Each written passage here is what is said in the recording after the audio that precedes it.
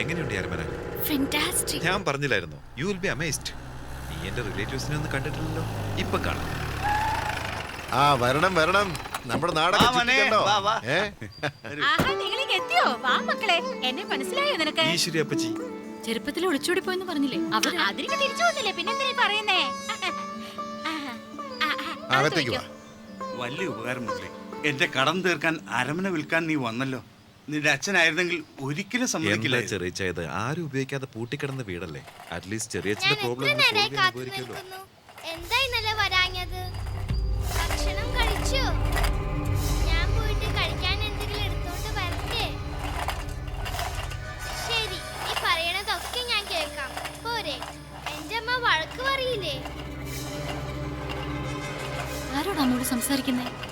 എന്റെ മോളെ കൊച്ചമ്മേ, ബുദ്ധിസ്ഥിരത ഇല്ലാത്ത കുട്ടിയാ. രാത്രി വരില്ലേ?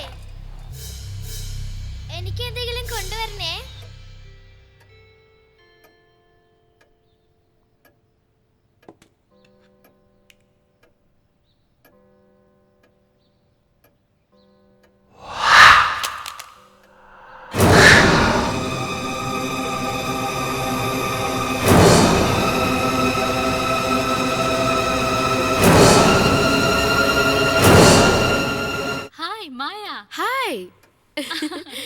നാടെല്ലാം ചുറ്റിക്കണ്ടില്ലേ? എങ്ങനെയുണ്ട് ഞങ്ങളുടെ നാട്? സൂപ്പർ. അത് മാത്രമല്ല, ഈ അരമന എക്സ്ട്രാ ഓർഡിനറിയാ.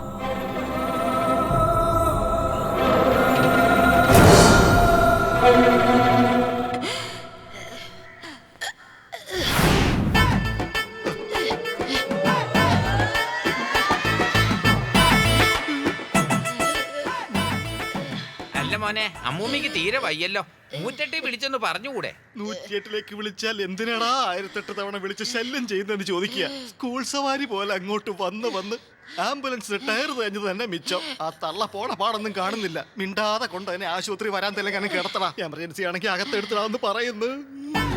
എന്താ അമ്മൂമ്മ എത്തിയോ? അമ്മൂമ്മയുടെ കാറ്റ് പോയിട്ട് വിവരം അറിയിക്കാന്നാ കരുതിയത്. അതിനു മുമ്പ് നിങ്ങൾ വിവരം അറിഞ്ഞിങ് എത്തിയല്ലേ?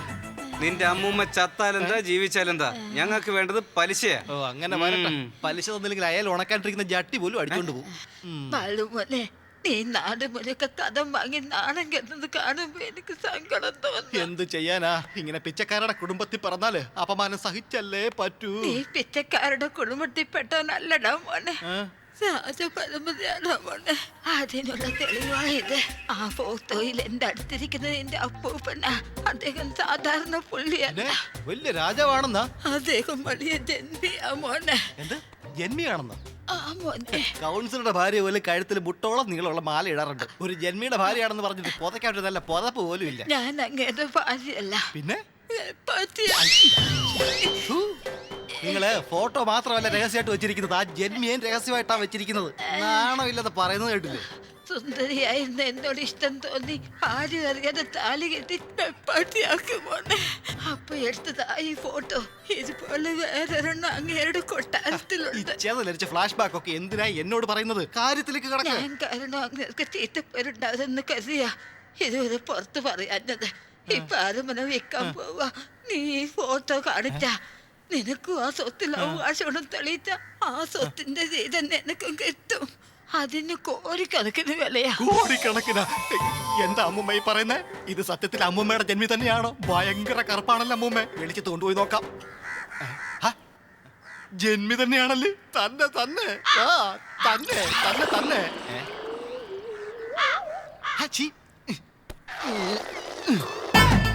അയ്യോ, അപ്പൂപ്പ പോയല്ലോ. അയ്യോ, അമ്മൂമ്മ പോയല്ലോ. പോയാ അമ്മൂമ്മ?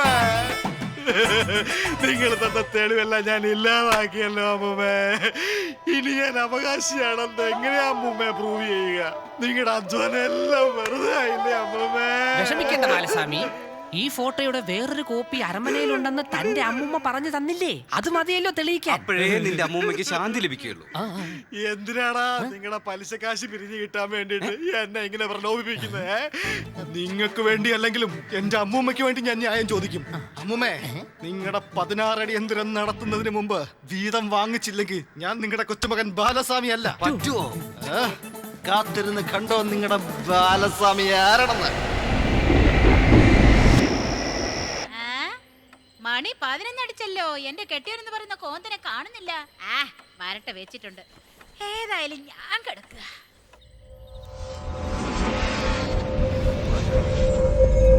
മാധവി, ആ മണി 11 കിടക്കുന്നില്ലേ?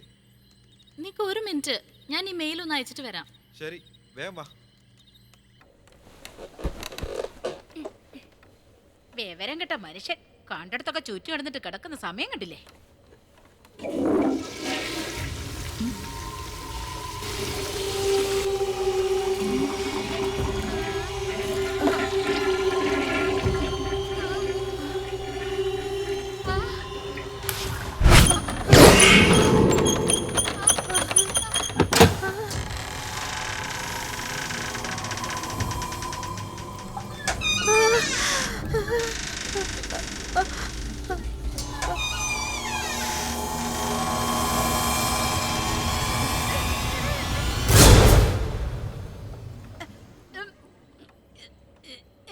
എന്താ ഈശ്വരി, നിന്റെ മുഖം വല്ലാതിരിക്കുന്നേ?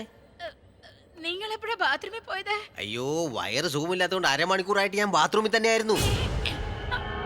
അരമണിക്കൂറായിട്ടോ? അപ്പോ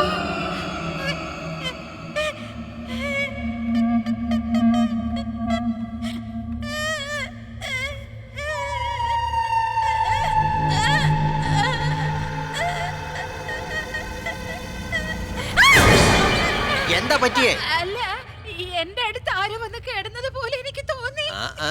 ഞാനല്ലാതെ നിന്റെ അടുത്ത് കിടക്കാൻ ആർക്കാടി ഇത്ര ധൈര്യം? വെറുതെ എന്തിനാ പേടിക്കുന്നേ? മിണ്ടാതെ കിടക്കാൻ നോക്കടി. കിടക്ക് കിടക്ക്.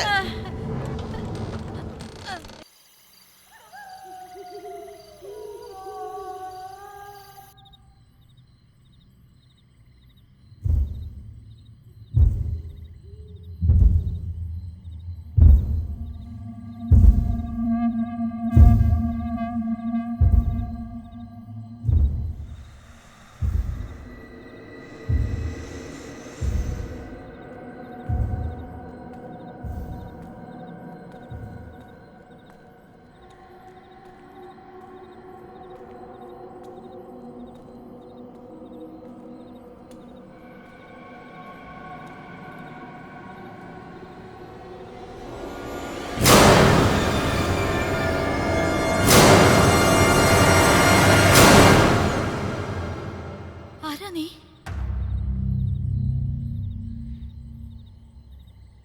നിനക്ക് എന്താ വേണ്ടത്?